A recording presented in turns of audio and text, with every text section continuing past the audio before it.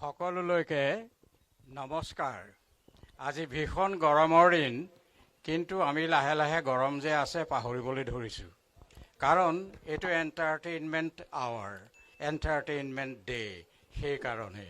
আৰু মই কি কথাটো ক'ব বিচাৰিছিলোঁ, জুবিনৰ লগত মোৰ সম্বন্ধ এইটো অৱশ্যেতে সুমীৰে ঠিকেই কৈছে।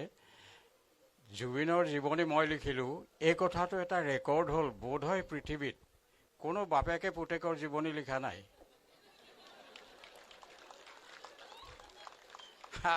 আৰু এতিয়ালৈকে জুবিনৰ জীৱনৰ ওপৰত যিমান কিতাপ লিখাছে, অনেক কিতাপ লিখা হ'ল, মই বজাৰত দেখিছোঁ।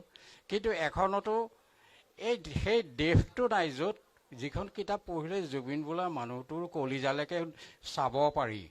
সেই বস্তুটো কিতাপবোৰত নাই। এজন মানুহে এতিয়া চেষ্টা কৰি আছে বৰপেটাত জুবিনৰ ওপৰত ফুল লেংথ জীৱনী এটা লিখিবলৈ।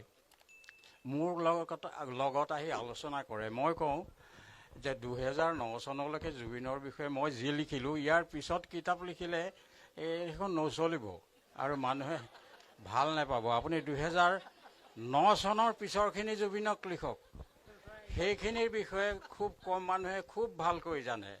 আৰু অলপতে আজি কিছুদিনৰ আগলৈকে পেপাৰত কিছুমান প্ৰবন্ধ সৰু সুৰা নতুন লিখকে আৰু আগ্ৰহী লিখক, জুবিনৰ ফেন বিশেষকৈ তেওঁলোকে সৰু সৰু আৰ্টিকুল কিছুমান লিখিলে জুবিনৰ ওপৰত। এই কথাটো মই এখন পেপাৰহে পঢ়োঁ, দৈনিক অসমত কিবা ওলালে মই সেইটো পঢ়োঁ, মনত ৰাখোঁ। কিন্তু আমাৰ ঘৰৰ পিছপিনে আমাৰ চুবুৰীতে কোলাহল নামৰ ঘৰটোত এজন মানুহ আছে, পদ্মপাণি। তেখেতে চব কথাই পঢ়ে, চব পেপাৰ পঢ়ে, এইবিলাক সৰু সৰু আৰ্টিকুলবিলাক গোটাই থয়। এতিয়া ৰিচেণ্টলি জুবিনৰ ওপৰত এখন সৰু পুস্তিকা উলিয়াবৰ কাৰণে এটা প্ৰেছে খুব জোৰ দি আছে। আৰু সেই জোৰটো পদ্মপাণিৰ মূৰত পৰে, আৰু পদ্মপাণিয়ে জোৰটো আনি মোৰ মূৰত থয়। তো এতিয়া সেই কিতাপখন লিখোঁতে যিখিনি পাৰোঁ মই সাহাৰ্য কৰিছোঁ, তেনেই সামান্য। কিন্তু কিতাপখন লিখা হ'ব পুস্তিকা আকাৰত। কাৰণ ডাঙৰ কিতাপ চবে আজিকালি কিনি পঢ়িবলৈ অসুবিধা হ'ল। পুস্তিকা আকাৰে যদি 10খন কিতাপ বাহিৰ হয়, সেইটোও প্ৰফিটেবল। সেইটো এটা কথা। আৰু জুবিনক সমালোচনা কৰা, জুবিনক এনেধৰণৰ সমালোচনাৰ কথা নহয়, ধৰক আৰ্ট, গান ইত্যাদিত কিবা কথাত কেতিয়াবা মই মোৰ মন্তব্য, মোৰ দৃষ্টিভংগী এটা তাৰ আগত প্লেচ কৰোঁ। আৰু এইটো কথা কৈ দিওঁ যে মোৰ মনত যিটো খেলালে এইটো ভৱিষ্যতৰ কথা। সেইটো কথা যদি তুমি হয় বা সত্য বুলি ভাবা, ফ'ল' কৰিবা। যদি নেভাবা সত্য বুলি, ফ'ল' নকৰিবা। কিন্তু মই মোৰ কৰ্তব্য কৰিলোঁ। মই তোমাক ক'ব লাগে, সৰুখিনিক, মোৰ ল'ৰা ছোৱালী বা ওচৰ চুবুৰীয়া সকলোকে কথাখিনি মই কৈ দিওঁ, বছ মোৰ দায়িত্ব সিমানতে শেষ। তাৰ আগতে কথা ক'বলৈ মাতিলেই যেতিয়া এষাৰ কথা নকৈ নোৱাৰিলোঁ। আজি বিষ্ণু ৰাভাৰতো মৃত্যু দিৱস, এইটো এটা খুব ডাঙৰ কথা। আজি অনুষ্ঠানটো পাতিছে, এইটো বৰ গুৰুত্বপূৰ্ণ কথা আৰু মই খুব ভাল পাইছোঁ। ইতিমধ্যে আজি আবেলি এজন ফ্ৰেণ্ডে হেৰিয়াত হোৱাটছএপত মোলৈ এখন ফটো পঠিয়াই দিলে। ফটোখন 1964 চনৰ নৱেম্বৰ মাহত বিষ্ণু ৰাভা, মই আৰু 3জন ছাত্ৰ JB কলেজৰ। আমি কলেজত এনুৱেল ফাংচন পাতিছিলোঁ। মই কালচাৰেল ছেক্ৰেটেৰী আছিলোঁ। বিষ্ণু ৰাভাক তেজপুৰৰ পৰা মতাই নিছিলোঁ।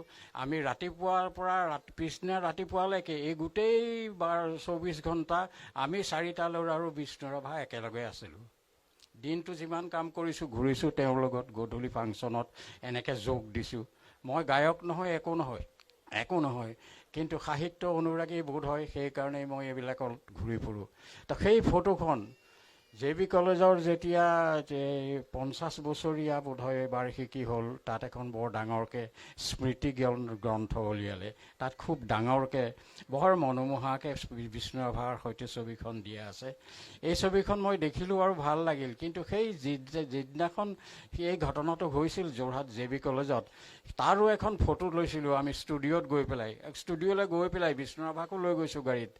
ষ্টুডিঅ' এটা খোলাই থৈছোঁ যে ফটো এখন ল'ম, বিষ্ণু ৰাভা আহিছে, ফটোখন ল'লোঁ। সেইখনৰ কপিটো মোৰ ক'ত হেৰাল ক'ব নোৱাৰোঁ।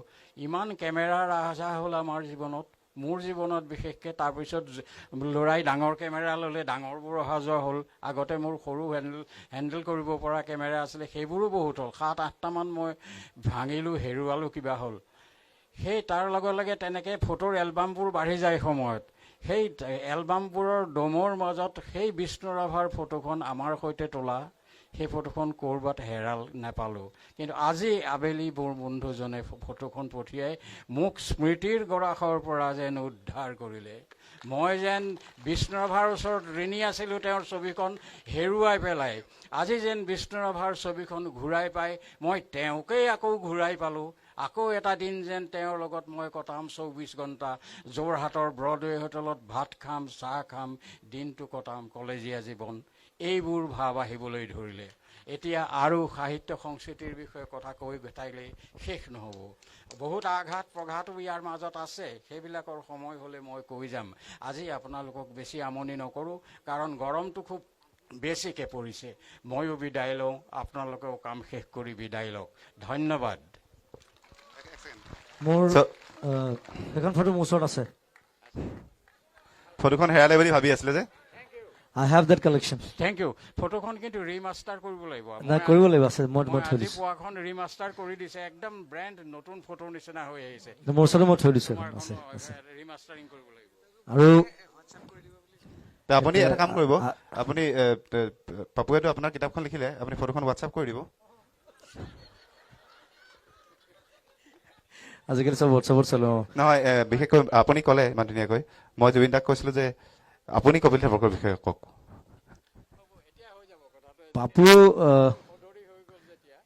পাপুৰ কথা ক'বলৈ বিশেষ একো নাই, কাৰণ পাপুৱে মোক জন্ম দিছে আৰু গোটেই মোৰ জীৱন যাত্ৰাটোত মই জুবিন গাৰ্গ হোৱালৈকে মোক ঠেলি দিয়া মানুহটো হৈছে পাপু আৰু মা, অভিজাত মাও আছিলে। আৰু এতিয়া সমালোচনাৰ কথা সমীৰে কৈছে, হয়, কিতাপখনৰ বাবে মোক আলোচনাও কৰিছে, সমালোচনাও কৰিছে। সেইটো কাৰণে ধন্যবাদ, কাৰণ মই দুইটা বস্তু ভাল পাওঁ। আৰু অসমত আচলতে মই এটা ক'বলৈ গ'লে, মই আজিলৈকে ইমান বছৰ গান গালোঁ, 25 বছৰ গান গালোঁ, চিনেমা কৰিলোঁ, ভালকৈ কোনো আলোচনা কৰিব নাজানে, কোনো সমালোচনা কৰিব নাজানে। কথাটো সেইটো। আৰু মই দুইটা বস্তুৱে ভাল পাওঁ। মই সদায় কওঁ যে আই এম লাইক ৱাটাৰ। পানীটো নহ'লেও নহয়, পানী বাঢ়িলেও গালি খাব লাগে, পানী শুকালেও গালি খাব লাগে, কিন্তু পানীটো দৰকাৰ সদায়। So' be like water my friend. Thank U.